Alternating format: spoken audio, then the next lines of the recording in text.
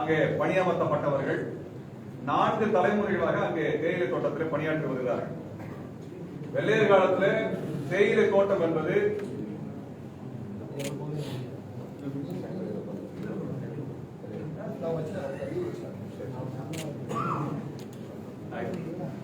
வெள்ளையர் காலத்தில் தேயிலை தோட்டங்கிறது ஒரு அரை அடிமை என்கின்ற முறையில அந்த தோட்டத்தோடு குடும்பத்தை பிணைச்சு அவர்கள் அங்கிருந்து வெளியேறாத வகையில அங்கே காலங்காலமாக தொழிலாளர்களாக வேலை செய்யக்கூடிய ஒரு அடிமை முறையை தான் அவங்க வச்சிருந்தாங்க. அந்த மாதிரியாக கொண்டு செல்லப்பட்ட குடும்பங்கள் கிட்டத்தட்ட 4 தலைமுறையாக மாஞ்சோலையில் இருக்கிறார்கள். விடுதலை அடைந்த பிறகு அந்த நிலம் ஒரு தனியார் நிறுவனத்துக்கு ஒப்படைக்கப்பட்டு பாம்பே பர்மா ட்ரேடிங் கார்பரேஷன் என்கின்ற பெயரிலே இந்தியாவினுடைய மிகப்பெரிய பணக்கார குடும்பங்களில் ஒன்றாக இருக்கக்கூடிய ரூஸ்லி வாடியா அவர்களுடைய நிறுவனமாக மாற்றப்பட்டது. அந்த சமயத்திலும் கூட அவர்களது நிலையை மாற்றுவதற்கான எந்த முயற்சியும் மேற்கொள்ளப்படவில்லை. அவர்கள் இன்றைக்கும் அங்கே தொழிலாளர்கள் தான் வாழ்ந்துட்டு இருக்கிறார்கள். அவர்களுக்கு ஒரு பயிற்சியோ மேலாண்மை பயிற்சியோ அல்லது அவர்கள் வளர்ச்சி அடைந்து அடுத்த கட்டத்தை அடைவதற்கான எந்த பயிற்சி தராதனால தான் இதை ஒரு அரை அடிமை முறை என்று சொல்லுகின்றனர். பொதுவாக நிறுவனத்துக்குள்ள போனோம்னா அவங்க குறைந்தபட்ச காலத்தில் பணி உயர்வு பெற்று மேல மேல பொறுப்புக்கு போக முடியும் அல்லது வேறொரு நிலையை அடைய முடியும். அப்படி எந்த நிலையும் இல்லாமல் காலங்காலமாக தொழிலாளர்களாக மட்டுமே வாழக்கூடிய நிலை உருவாக்குவதை தான் நாம் அடிமை முறை என்று சொல்லுகின்றோம். அப்படி கொத்தடிமை முறை என்று சொல்லுவோம், அதன் அடிப்படையில் வரக்கூடியதான். அப்படி வெள்ளையர் காலத்தில் உருவாக்கப்பட்ட அந்த முறை இன்றும் தொடர்வது என்பது இந்த தேசத்திற்கு அவமானதாக இருக்கிறது. அப்படிப்பட்ட நிலையில் அந்த தேயிலை தோட்டம் 99 ஆண்டுகள் ஒப்பந்தங்களை முடிந்து அது அரசின் வசம் ஒப்படைக்கப்பட இருக்கிறது. அந்த ஒப்பந்தம் என்பது வருகின்ற 2028ஆம் வருடத்திலே முடிய போகக்கூடிய சூழலில் 4 ஆண்டுகளுக்கு முன்பாகவே இப்பொழுதே அவர்களை அங்கே தேயிலை தோட்டத்திலிருந்து வெளியேற்றுகின்ற வேலையை அந்த நிறுவனம் செஞ்சு வருது. இதை உயர்நீதிமன்றம் தடுத்திருக்கிறது. அதாவது அவர்களது வீடுகளில் இருந்து வெளியேற்றுவதை கட்டாயமா வெளியேற்றுவதை தடுத்து வைத்திருக்கிறார்கள். இப்ப நம்ம என்ன கோரிக்கை வைக்கிறோம்னா அவர்களுக்கு அந்த தொழிலாளர்களுக்கு பாம்பே பர்மா ட்ரேடிங் கார்பரேஷன் எந்த விதமான நியாயமான நட்டஈட்டை வழங்கல. பொதுவாக ஒரு நிறுவனம் மூடப்படுவதனால் அந்த தொழிலாளர்களுக்கான முறையான நட்டஈடு வழங்கப்படும். ஆனால் இங்க நிறுவனத்தை மூடுகின்ற அந்த Bombay Burma trading corporation voluntary retirement லெட்டரை வாங்கிக்கிட்டு அந்த தொழிலாளர்களை வேலையை விட்டு அனுப்புகிறது. முதல்ல மூடப்படுகிற நிறுவனத்துக்கு எப்படி வாலண்டரி ரிட்டையர்மெண்ட் வருதுன்னு தெரியல. ஆனால் அந்த தொழிலாளர்களை ஏமாற்றி கையெழுத்து வாங்கி அவர்களை பாதி மிரட்டி அவர்களிடத்தில் வாலண்டரி ரிட்டையர்மெண்ட்டுக்காக அந்த ஒப்புதல் பெற்றிருக்கிறாங்க. அதை வைத்துக் கொண்டு வெளியேற்ற இது அடிப்படையில் குற்ற செயலாக தான் பார்க்க வேண்டும். இரண்டாவது, பொதுவாக இந்த மாதிரி நிறுவனம் மூடப்படுதுன்னா அவர்களுக்கு குறைந்தபட்சம் சமீபத்தில் 2 ஆண்டுகளுக்கு முன்பு சென்னையில் இருந்த போர்டு கம்பெனி கார் கம்பெனி மூடப்பட்ட போது அவர்களுக்கு கிட்டத்தட்ட 143 நாட்கள், ஒரு வருடத்தில் 143 நாட்கள் என்கின்ற விகிதத்தில் நட்டஈடு கொடுக்கப்பட்டது.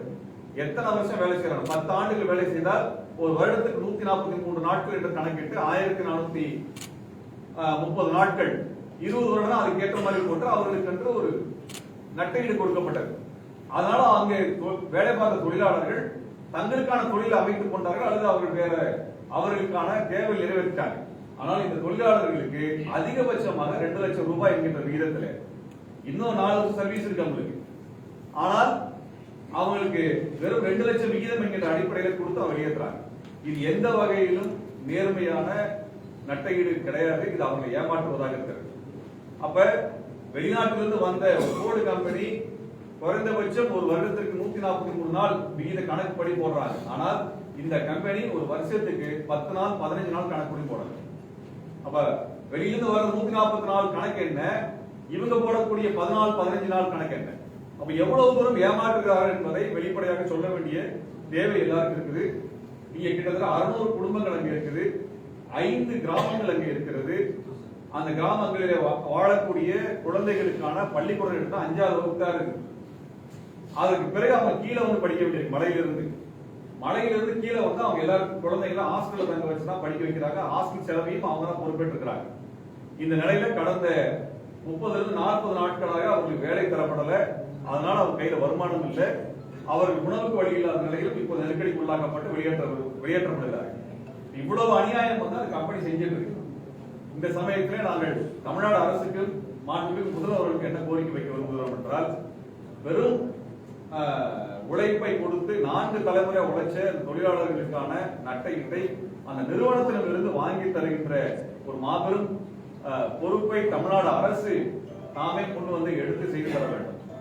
இதை நம்ம நீதிமன்றத்தின் கையிலோ வேறொருவர் நம்பியோ நாங்க பெறுவதை விட தமிழ்நாடு அரசு இதை பெற்று தர வேண்டும். எப்படி போர்டு கம்பெனிக்கு இப்படி போன்ற ஒன்றை அழுத்தத்தை கொடுத்து போர்டு கம்பெனிகளுடைய அங்க போராட்டம் நடத்தி கொண்ட தொழிலாளர்களுக்கு ஆதரவாக அன்றைக்கு அதை பேசி வாங்கி கொடுத்தது போல நீங்க தொழிலாளர்களுக்கு பாம்பே பர்மா ட்ரேடிங் கார்பரேஷன் வந்து வாங்கி கொடுங்க. ஏன்னா பெரிய பணக்கார கம்பெனி, அது ஏழை கம்பெனியோ நட்டத்திலோ மூடப்படவில்லை. மாஞ்சோலை தேயிலை என்பது உலக புகழ் பெற்ற தேயிலை, வெறும் லாபத்தில் இயங்கிக் கொண்டிருக்கிற நிறுவனம் தான் மூடப்படுது. ஆகவே அவர்களுக்கு தர முடியும், அதை தமிழ்நாடு அரசு பெற்று தரணும். இரண்டாவது, இந்த தேயிலை தோட்டத்தை தமிழ்நாடு அரசே ஏற்று நடத்த வேண்டும். ஏற்கனவே டைம் டீ நடத்திட்டு இருக்கிறாங்க, அதே போல தமிழ்நாடு அரசே ஏற்று நடத்த வேண்டும். அது கூட்டுறவா கூட நடத்தினாலும் மகிழ்ச்சியாக இருக்கும். இது மட்டும் இல்லாம 4 தலைமுறையா ஒரு அடிமைகளை போல வேலை செஞ்சிருக்கிறாங்க. அதுக்கு இதுவரைக்கும் எந்த காம்பன்சேஷன் பேக்கேஜுமே வரல. அந்த விஷயத்தை கணக்கில் அது மிகப்பெரிய அநீதி. அந்த மக்களை வெள்ளக்கார காலத்தில் கட்டாயப்படுத்தி கொண்டு போயிருக்கிறான். அவங்களுக்கு வாழ்க்கையில் முன்னேறவே முடியாத அளவுக்கு தொழிலாளரவே 4 தலைமுறை வச்சு உறிஞ்சி எடுத்திருக்கிறாங்க. அப்ப அப்படிப்பட்ட மக்களுக்கு, வஞ்சிக்கப்பட்ட மக்களுக்கு ஒரு அரை ஏக்கர் 1 ஏக்கர் அளவிலே நிலத்தை சமவெளியில கொடுத்து இனி வரக்கூடிய தலைமுறைகள் வேற முன்னேற்றத்துறை நகரக்கூடிய அளவுக்கு ஒரு சமூக நீதி தீர்வை தமிழ்நாடு அரசு தர வேண்டும். ஏன்னா 500-600 குடும்பங்கள் தருவது என்பது சிரமமான காரியம் அல்ல. இது ஒரு வரலாற்றில் இழைக்கப்பட்ட பெரிய அநீதிங்க, மிகப்பெரிய அநீதி, வரலாற்றில் இழைக்கப்பட்ட அநீதி. அந்த அநீதிக்கான நீதியை இந்த ஆட்சியிலாவது அந்த தொழிலாளருக்கு கிடைக்க வேண்டும் என்பதை சமயத்திலே நாங்கள் கோரிக்கையாக, வேண்டுகோளாக தமிழ்நாடு அரசுக்கு வைக்கிறோம். மாஞ்சோலை விவகாரம் தொடர்பாக திமுக கூட்டணி கட்சியை சேர்ந்தோம் ஒரு தோழர் பேசுறது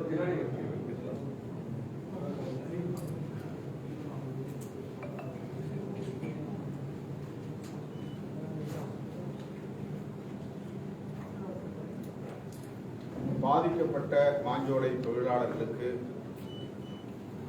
உரிய நீதி வழங்க வேண்டும், அவர்களுக்கு பாதுகாப்பை உறுதிப்படுத்த வேண்டும் என்று தமிழ்நாடு அரசை அனைவரும் சேர்ந்து வலியுறுத்தினோம். பிரிட்டிஷ் ஆட்சி காலத்திலே போடப்பட்ட ஒப்பந்தம், ஒப்பந்த காலம் நிறைவடைந்த நிலையில் அந்த நிறுவனம் ஒப்பந்தத்தை முடித்துக் கொண்டு வெளியேறுவதில் ஆட்சேபனை இல்லை. ஆனால் அங்கே நிறுவப்பெற்ற தேயிலை தோட்டம், தேயிலை உற்பத்தி, அதற்கான கட்டமைப்பு வசதிகள் அப்படியே உள்ளன. ஆகவே அதனை இன்னொரு நிறுவனத்திடம் ஒப்படைக்கலாம், அல்லது இங்கே தோழர் திருமுருகன் காந்தி அவர்கள் சொன்னதை போல தமிழ்நாடு அரசே எடுத்து தொடர்ந்து தேயிலை உற்பத்தியை நடத்த வேண்டும். இதுதான் சரியான தீர்வாக இருக்க முடியும். மாறாக அங்கே தலைமுறையாக, கிட்டத்தட்ட 4 தலைமுறையாக இந்த மாஞ்சோலை தோட்டத்தை பண்படுத்தி செம்மைப்படுத்திய தொழிலாளர்களை வெறுங்கையோடு விரட்டி அடிப்பது ஏற்புடையதல்ல.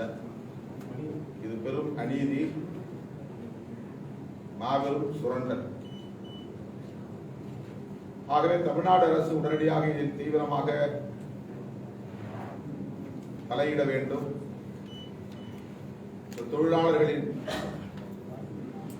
கோரிக்கைகளை கனிவோடு பரிசீலிக்க வேண்டும்.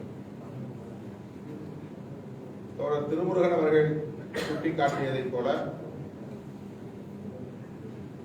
அந்த ஒப்பந்த நிறுவனத்திடம் அழுத்தம் கொடுத்து தனியார் நிறுவனங்கள் தொழிற்சாலையை அல்லது உற்பத்தியை நிறுத்துகிற போது, மூடுகிற போது தொழிலாளர்களுக்கு எத்தகைய இழப்பீட்டை வழங்கியிருக்கிறார்கள் என்பதற்கு பல முன்மாதிரிகள் உள்ளன. இதுதான் போர்டு கம்பெனியை சொன்னார். அதே போல இந்த தொழிலாளர்களுக்கும் உரிய இழப்பீட்டை பெற்றுத் தருவதற்கு இந்த பிபிடிசி என்கிற நிறுவனத்தோடு தமிழ்நாடு அரசு பேச வேண்டும், வலியுறுத்த வேண்டும், அதை பெற்றுத் தருவதற்குரிய நடவடிக்கைகளை மேற்கொள்ள வேண்டும். டான்டி மூலமாக இந்த மாஞ்சோலை தோட்டத்தை கையகப்படுத்தி தொடர்ந்து இந்த தொழிலாளர்கள் பணியாற்றுவதற்கு அங்கேயே தங்கியிருந்து பணியாற்றுவதற்குரிய வழிவகையை உருவாக்க வேண்டும். அவ்வளவு பெரிய எஸ்டாப்ளிஷ்மெண்ட், 8000 ஏக்கருக்கு மேலான பரப்பு, உலக புகழ்பெற்ற தேயிலை உற்பத்தி, அதில் இந்த மக்கள் சிந்திய வேர்வை, இந்த மக்கள் சிந்திய ரத்தம் இன்னும் காயாமல் உள்ளது. ஆகவே அந்த உழைப்பால் உருவாகி இருக்கக்கூடிய தேயிலை தோட்டத்தை பாழ்படுத்தாமல் அதை தொடர்ந்து நிர்வாகத்தை கையில் எடுத்து தமிழ்நாடு அரசு நடத்த வேண்டும் என்பதை வலியுறுத்துவோம். இது மிக முக்கியமான கோரிக்கை, இன்னும் சொல்ல போனால் முதன்மையான கோரிக்கை. பிபிடிசியுடன் பேச்சுவார்த்தை நடத்தி வரும்போது மணி பேக்கேஜ் நிதி, இழப்பீட்டு நிதி என்று மட்டுமில்லாமல் அவர்களுக்கு வாழ்வாதாரத்தை உறுதிப்படுத்துவதற்கு சமவெளி பகுதியில் தலா 1/2 ஏக்கர் நிலம் அவர்கள் வீடு கட்டிக் கொள்வதற்கும் விவசாயம் செய்வதற்கும் ஏற்ற வகையில் பேச்சுவார்த்தை மூலம் பெற்றுத்தர வேண்டும் என்று வலியுறுத்துகிறோம். இந்த கோரிக்கைகள் பாதிக்கப்பட்ட தொழிலாளர்களின் நலன்களில் இருந்து முன்வைக்கப்படுகிறது. தமிழ்நாடு அரசு இதை உடனடியாக தலையிட வேண்டும், உரிய தீர்வை, நீதியை வழங்க வேண்டும் என்று விடுதலை சிறுத்தைகள் கட்சியின் சார்பில் வலியுறுத்துகிறோம். திமுக கூட்டணி கட்சியினர் இன்னமும் மாஞ்சோலை தொடர்பா அழுத்தம் கொடுத்தது பத்தலையோ அப்படின்னு தோணுது. உண்மைதானா? எப்படி நினைக்கிறீங்க? நீங்க எதிர்பார்க்கிற அளவுக்கு அழுத்தம் கொடுக்கணும். இல்ல போராட்டம், ஆர்ப்பாட்டம்னு மக்கள் வெளியேற்றம் தொடங்கிருச்சு. நீதிமன்ற உத்தரவு மட்டும் இல்ல அப்படின்னா இன்னும் மக்கள் இருந்திருக்க முடியாது. நீதிமன்றம் மட்டும் தான் அவங்களோட உத்தரவு மட்டும் தான் ஸ்டாப் பண்ணிருக்குது. அத்தகைய ஒரு சூழல்ல ஒரு இட பாதுகாப்பு இல்லாம மக்கள் இருக்கிறாங்க. ஆனா பெரிய அளவுக்கு கண்டனம், போராட்டம் எதுவுமே நடக்கலையோ? அரசின் கவனத்திற்கு கட்டாயமாக இதை எடுத்துச் செல்வோம், உரிய அழுத்தம் கொடுப்போம். சரி, புலிகள் காப்பகமா நீதிமன்றம் இந்த பகுதிகளை அறிவிச்சிருக்காங்க. அப்படி புலிகள் காப்பகமா நீதிமன்றம் அறிவித்த ஒரு இடத்துல பாத்தீங்கன்னா அது அரசுடைய கட்டுப்பாட்டுல தான் யாரும் வசிக்க முடியாது. அது 23 ஏக்கர் அளவில் தான். அது 8000 ஏக்கருக்கு மேலான பெரிய பரப்பு. அதுல வெறும் 23 ஏக்கர் பகுதியை தான் ரிசர்வ் ஃபாரஸ்ட் அறிவிச்சிருக்காங்க. அது ஒன்றும் பிரச்சனை இல்லை. தொழிலாளர்கள் அது ஒரு பிரச்சனை இருந்தது. தொழிலாளர்கள் கம்ப்ளைண்ட் பண்றதுக்காக கலெக்டர் ஆபீஸ்க்கு போய் கலெக்டர் கம்ப்ளைண்ட் பண்றாங்க. அவரு திருநெல்வேலி மாவட்ட ஆட்சியர் மாஞ்சோலை மக்களை அவமானப்படுத்துற மாதிரி நடந்துக்கிறாங்கன்னு சொல்லி வெளியில செய்தியாளர் சந்திப்புல அந்த மக்கள் வேதனையா தெரிவிக்கிறாங்க. இந்த விஷயத்த எங்களால அரசு கிட்ட கொண்டு போக முடியலன்னு சொல்றாங்க. இதை எப்படி பாக்குறீங்க? பியூரோக்ராட்டிக் எப்படி பாக்குறீங்க?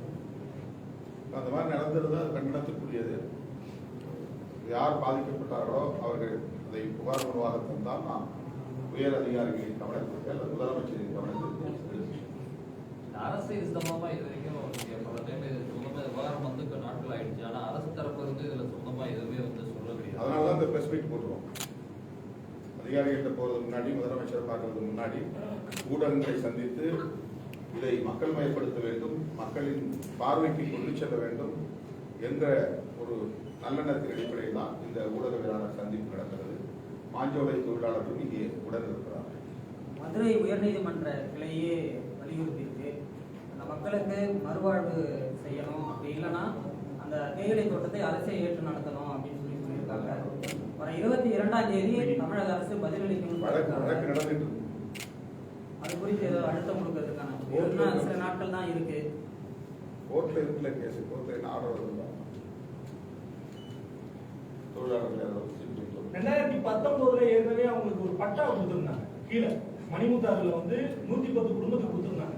ஆனா அந்த பட்டாவை வந்து ஒரு குறிப்பிட்ட ஆசிரமத்தை சேர்ந்தவங்க மனைப்பட்டாவா நிலப்பட்டாவா? மணிப்பட்டா. அவங்க மாஜோலையில் வந்தவங்க ரெப்ரசன்டேட்டிவ் நீங்க கேட்டாலும் ஏற்கனவே பணி முடிந்து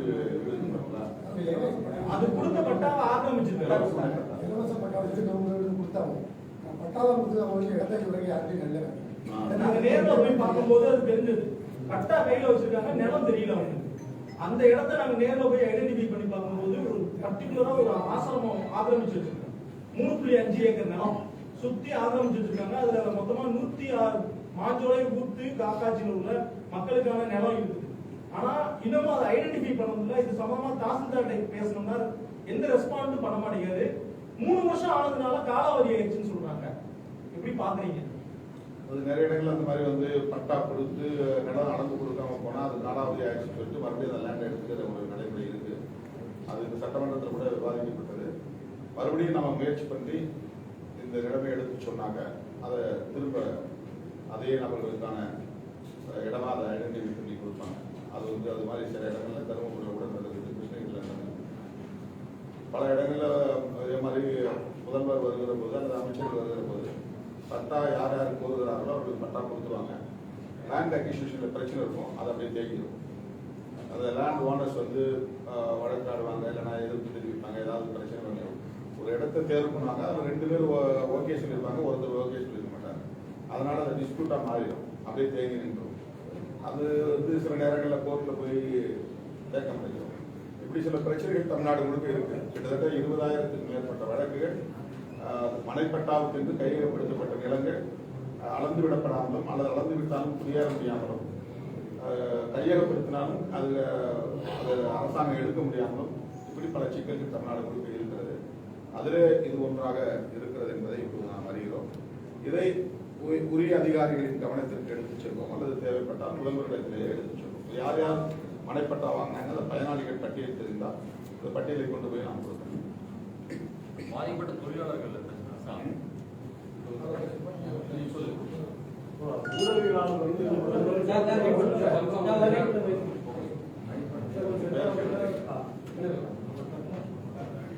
இப்போ ஊடகவியலாளர் வந்து தொழிலாளர்கள் சார்பாக பத்திரிகைகளில் அமலப்படுத்த வேண்டிய ஒரு மோசடி கூட இருக்கு. என்னன்னா இது வந்து விஆர்எஸ் பேக்கேஜ்.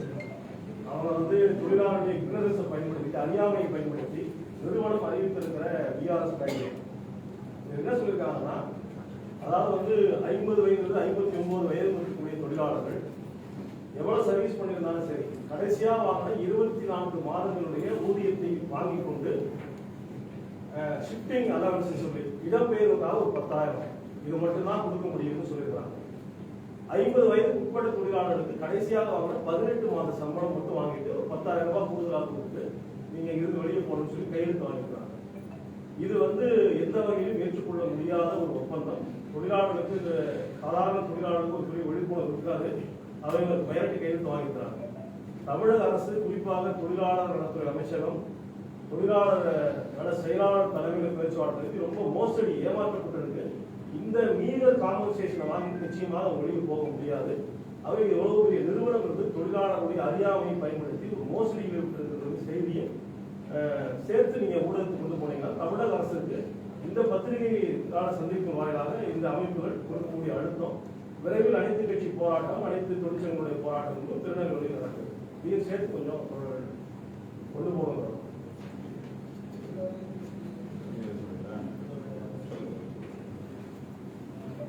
ஊடக நண்பர்களுக்கு என்னுடைய வணக்கங்கள். மாஞ்சோலை தோட்ட தொழிலாளர்கள் நீங்க மேலே போய் பார்த்தீங்கன்னா அந்த பகுதி சாலையிலே இல்லாத ஒரு பகுதியாக இருக்குது. மக்கள் வந்து ஒரு நாளைக்கு ஒரு தடவை தான் போயிட்டு வரலாம். பெண்கள் மாசத்துக்கு ஒரு முறையோ இல்லை வருடத்துக்கு ஒரு முறையோ வெளியே போகிற ஒரு சூழல் தான் இருக்குது. இதை நம்ம மனசு வந்து இதுக்கு முன்னாடி அரசின் பார்வைக்கு இது போனதோ போகலையோ பல்வேறு காரணங்கள் இருந்திருக்கலாம். ஆனால் இன்னைக்கு இதை அரசோட கவனத்துக்கும் மக்களோட பார்வைக்கும் நமக்கு கொண்டு போக ஒரு தேவைகள் ஒன்று இருக்கு. அதனால தான் தோழர் திருமுருகன் காந்தி அவர்களை நான் நேரடியாகவே அந்த பகுதிக்கு அழைச்சிட்டு போனேன். அந்த மக்கள் அழுகாத ஒரு நபர் கூட இல்லை. ஆண்களும் கண்ணீர் சிந்துற ஒரு நிலைமை தமிழகத்தில் வந்திருக்குது. அப்போ இதில் வந்து நம்ம அரசியலாக இதை பார்க்காம ஒரு மக்களோட வாழ்வாதார பிரச்சனை நினைச்சு ஊடக நண்பர்கள்லாம் நீங்களும் உங்களோட பங்குக்கு இது தமிழக அரசோட பார்வைக்கு கொண்டு போகணும்னு சொல்லி அந்த ஏழை மக்களின் சார்பாக உங்களோட கேட்டுக்கொள்கிறேன்.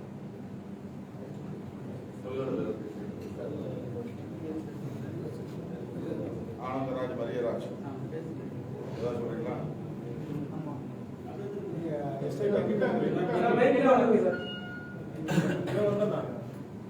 அரசு எடுத்து நடத்தணும். அரசு எடுத்து நடத்தணும், அதான் முக்கியமான கோரிக்கை. அடுத்து இந்த நஷ்டேடு கொடுத்துருக்கிறது வந்து வெறும் 15 நாள் 20 நாளைக்கு தான் கொடுத்துருக்காங்க வருஷத்துக்கு. அது 150 நாள் 200 நாள் எங்களுக்கு உயர்த்தி கொடுக்கணும்.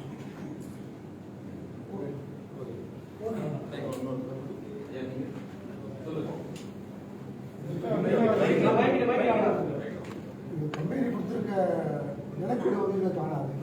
இது 2 லட்சத்தை வச்சு ஒரு சில இடம் கூட எங்களால் வாங்க முடியாது. இதை வந்து முதலமைச்சர் கவனத்தில் கொண்டு வரணும். இது வந்து சரியான ஒரு தீர்வு காண்பி எங்களுக்கு நல்ல ஒரு வழிகாட்டணும்னு நாங்கள் அரசிட்ட வேண்டியிருக்கோம்.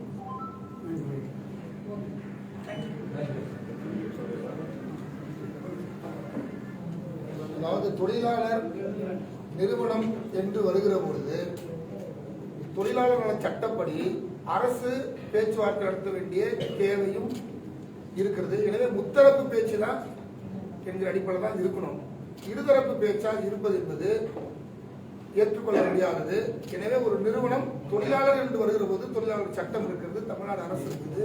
எனவே அரசு தலையிட வேண்டும். முத்தரப்பு பேச்சுவார்த்தையாக மாறினாதான் தீர்வு கிடைக்கும் என்பதை சொல்லிக் கொள்ள வேண்டும்.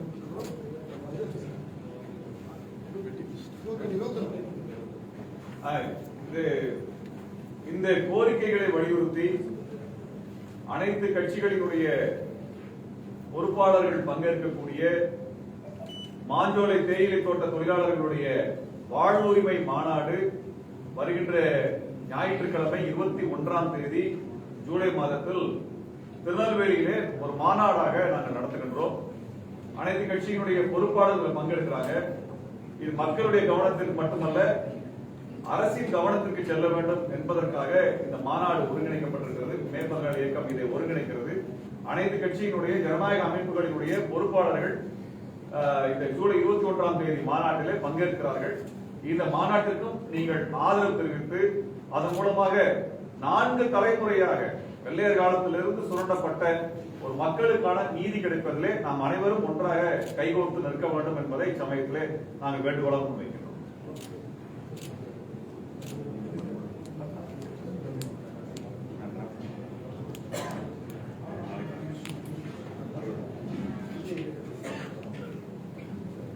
ஊடக நண்பர்கள் நன்றி.